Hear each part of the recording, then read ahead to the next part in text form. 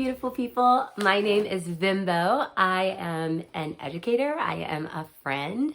Most recently, I'm a newlywed. And I'm taking a break from making wedding and bridal related videos to come to you guys with a video that is near and dear to my heart. So for the last 8 years, I have been an educator. The last 5 years of that, I've actually been an administrator. So I've been a principal over elementary schools.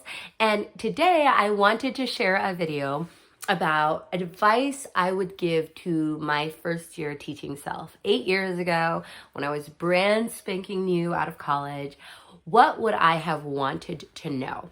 Now, first and foremost, if no one has ever told you this and you are a new teacher, or you're a teacher returning to the field, or maybe you're just a burned out teacher and you stumbled on this video somehow, I want you to know that what you are doing matters. We are in a time right now where teachers, just like people in the medical profession, throughout this pandemic have been really burned out. And so I just think it's so important to remind any educators that you know what? You are important. You are special. The work you're doing matters to each and every kid in that classroom. And so keep on doing the good work. So what would I advise to first year me? And side note, you may have noticed, I'm not in my regular location. I am summering. This summer is summering it up. I'm summering it up. And so I have been all over the place, but I didn't want to skip a week with a video. So anyway, that's why we're here on the floor of somewhere, unknown, undisclosed location. But anyway, back to the topic of this video. So what would I advise my first year self? Well, first of all, just know that it is going to be crazy. And because you know that, the number one piece of advice I would give is every single day, find 3 things to be grateful for. So I'm going to link the study below, but there was a study done by researcher at the University of California in Berkeley, I believe, or Davis, University of California, Davis. And they studied gratitude and gratitude journals and how that impacted people. And what they found is that just by writing down a few things that you're grateful for every single day, these people tended to sleep 30 minutes more. They tended to report less aches. They just overall lived a happier life.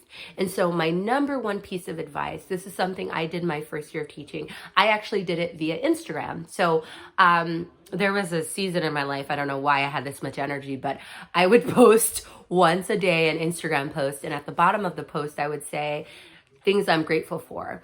And I did that in my first year of teaching, and it made such a big difference because the truth is, there is so much that is coming at you every single day. I think I cried more in my first year of teaching and my first year of being a principal than I've ever cried in my entire life, probably combined.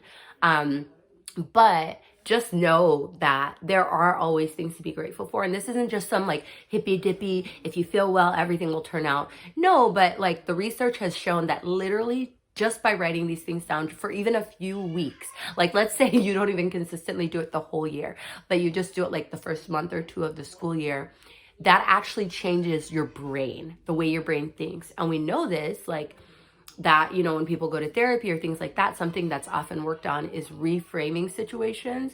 So you're always going to have crazy things come up your first year of teaching. There's no way a teaching program could prepare you for what you're going to see in your classrooms. But just by writing down what you're grateful for, that is a really great thing. And I wanted to share, this is not a sponsored post, y'all. I don't have it like that. But I love one of my teacher friends, Elisa, if you're watching this, she created a company I'm going to link below. And I love, I have envelopes coming out of here. I love the journals that she made. And I use this one actually as my prayer journal, but if you are more of the journaler versus Instagrammer, I would recommend getting one of her journals because they are so cute. But yeah, and then when it's cute, you want to write in it more. So yes, gratitude, gratitude, gratitude, super important. Make sure you write that down. Speaking of writing things down, my favorite thing every year as an educator is to buy a planner. So my second piece of advice is listen, sis, or listen, man. Get a planner. I am paper and pencil. Yes, I do have a phone calendar, but even the stuff I put in my phone calendar, I end up writing on my planner. And there's just something about like physically writing down what needs to be done and then highlighting it. Um, Within that, I have like a hack within a hack for new teachers. So one thing you will realize very quickly is that you are never going to get everything done, right? Like after your first year, you'll like know how to prioritize things better. You kind of learn by fire, but there's never going to be a day or a week where you're like, oh, there's just nothing else that can be done. All the grading is done. All the bulletin boards are up. All everything. You know, I've emailed all the parents. No, it's just never going to happen, and that's okay. But by writing on a planner, what I would do is, yes, I would write down maybe 5 or 6 things or 10 things, especially as an administrator, that needed to be done for the day. But I would always circle like 2 or 3 of them that like today these need to get done. And what you learn is that you have a lot of important things to do as a teacher, but not everything is urgent. And your first year of teaching, for the most part, you really have to start learning how to prioritize what is most urgent. Urgent means if I don't do this, somebody's gonna die, or not die, but that's kind of dramatic. But like, if I don't do this, this is really going to negatively impact my job, my performance, my students. And then there's a lot of like really frilly nice stuff that if you have the time, great. But if not, it's not worth killing yourself over trying to always do all the things. So number 1, write down things you're grateful for every single day. If you can, if you miss a day, okay. But as many days as you can, write down 2 or 3 things. Maybe, you know, kind of going back to tip number 1, maybe text a friend every day 3 things you're grateful for, a teacher friend. That could be a level of accountability.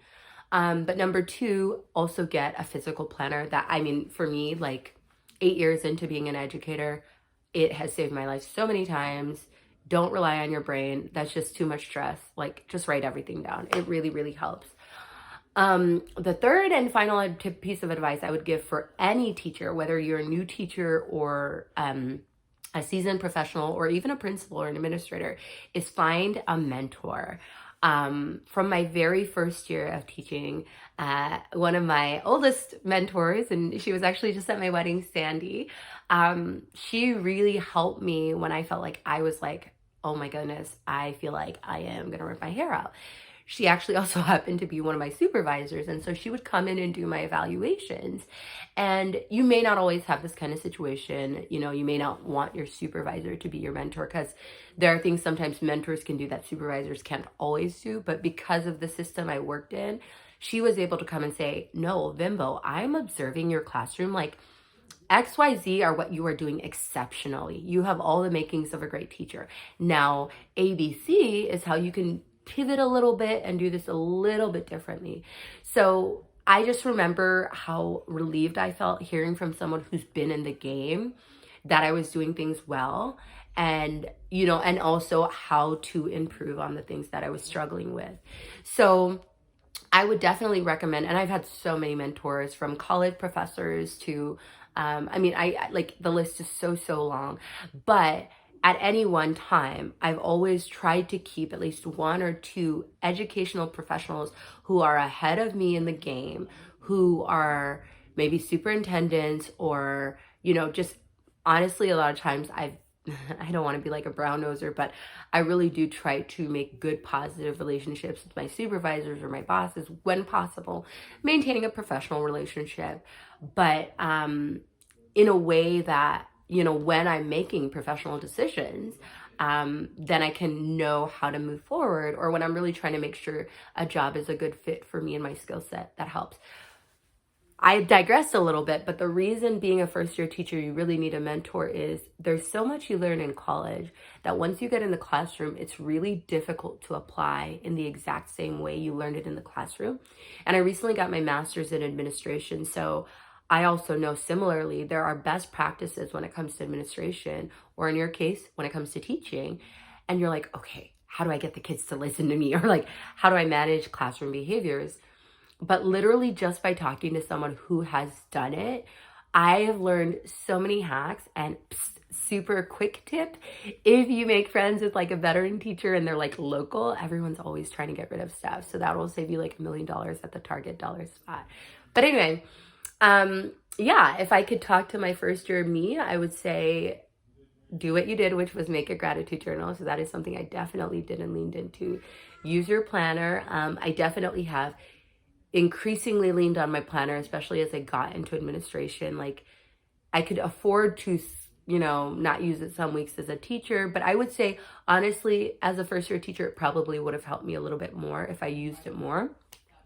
And then the third tip, of course, is just to find a mentor, because you don't know everything. You will know by the end of the first week when a kid is like flipping a desk.